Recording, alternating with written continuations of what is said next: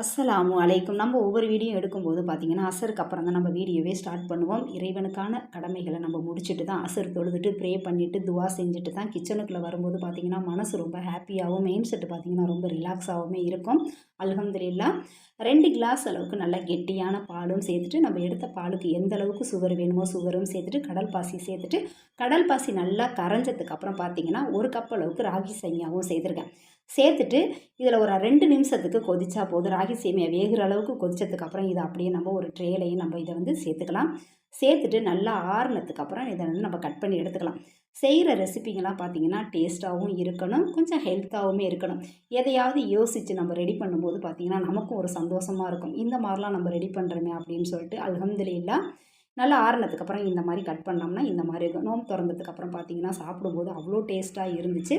ஒரு 4 மாதுளம்பழத்தை நல்லா உரிச்சிட்டு இதை வந்து நம்ம ஜூஸாக ரெடி பண்ணிக்கலாம். உங்களுக்கு வேணா நீங்கள் பால் சேர்த்துக்கங்க. நான் பால்லாம் சேர்க்காம ஒரு 1/4 கிளாஸ் அளவுக்கு தண்ணி சேர்த்து ஃபஸ்ட்டு பல்ஸ் மோடு கொடுத்து அரைச்சி எடுத்துட்டு அப்புறம் தண்ணி சேர்த்து நல்லா வடிகட்டி எடுத்துக்கிட்டேன்.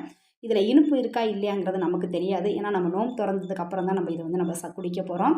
நான் இதில் வந்து கொஞ்சமாக ப்ரௌன் சுகர் சேர்த்துட்டு பார்த்தீங்கன்னா கொஞ்சம் பாதாம் மிஸ்லியும் சேர்த்துருக்கேன். உங்கள்கிட்ட வீடியோவுக்கு காட்டுறதுக்காக தான் நான் 1 கிளாஸில் சேர்த்துருக்கேன். நான் ஒரு 3 கிளாஸ் அளவுக்கு ஒரு 4 கிளாஸ் அளவுக்கு நமக்கு ரெடியாக இருந்துச்சு.